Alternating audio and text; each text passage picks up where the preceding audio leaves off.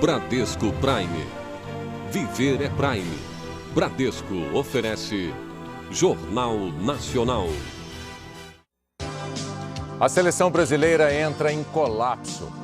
Impõe ao Brasil o maior vexame e humilhação no futebol na sua história. Alemanha 7, Brasil 1.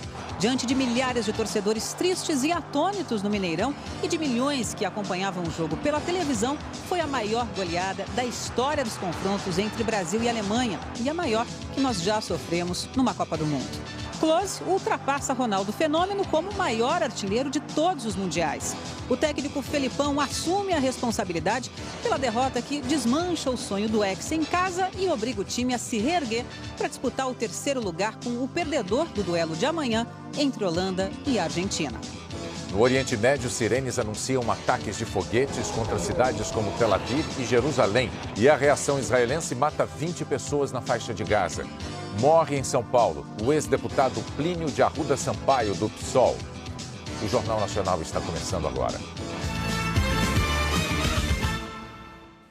Olá, vamos a Belo Horizonte. Boa noite, Patrícia Poeta, Galvão Bueno.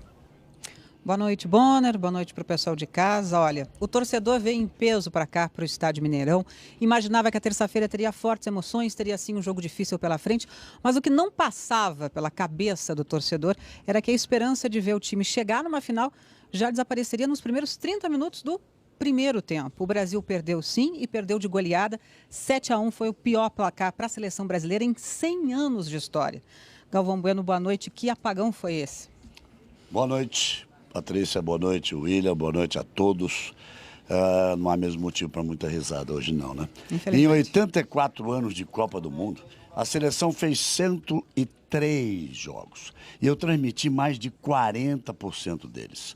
Já narrei grandes vitórias, 2 títulos mundiais e também já vi jogos ruins, transmiti derrotas duras para a nossa seleção. Mas, Patrícia, eu nunca imaginei que pudesse ver algo como nós vimos aqui. Foi a pior derrota da história da seleção brasileira. A outra, um placar parecido, tinha sido em 1920 contra o Uruguai e não era nem Copa do Mundo. Nem Copa. E o mais impressionante é que entre o segundo gol e o quinto foram apenas 6 minutos de diferença.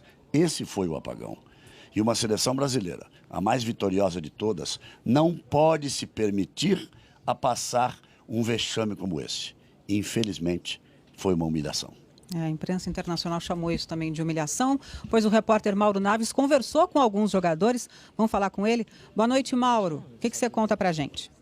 Boa noite, Patrícia. Boa noite, Galvão. Boa noite a todos. Foi uma derrota tão humilhante que o próprio alemão Schweinsteiger, passando pela área de entrevistas, pediu desculpas ao torcedor brasileiro por uma vitória com essa grandiosidade. Eu estou aqui ao lado do Thiago Silva, que não jogou. Estou na mesma área em que os jogadores costumam dar entrevistas assim que saem do campo. Hoje, 1h30, mais ou menos, trancados, o grupo trancado no vestiário.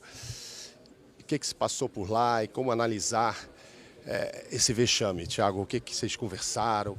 Mesmo você não tendo participado, eu imagino que a dor é imensa do mesmo jeito. Você está num grupo que entrou para a história negativamente. Então, essa é a sensação que todos nós temos, né? Acho que o momento, durante 1h30, dentro do vestiário, pouca gente falou. Acho que é um momento de reflexão para todos nós. A gente poderia ficar marcado, né, positivamente para o resto da vida. E o que acontece é o contrário. Você vai ficar marcado para o resto da vida tomando um resultado como esse, de 7-1. Que para mim, particularmente, dói muito.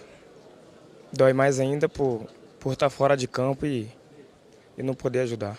Você que é zagueiro, entende que essa pane aconteceu porque foram 4 gols em 6 minutos, não tem como consertar quando começa a acontecer um gol atrás do outro, um zagueiro falar com o outro?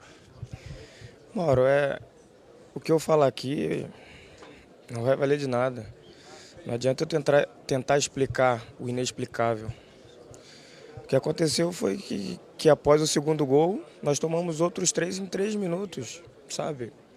Então é uma coisa inexplicável, não tem como eu falar para você tentar achar um defeito ou outro, que eu não vou conseguir.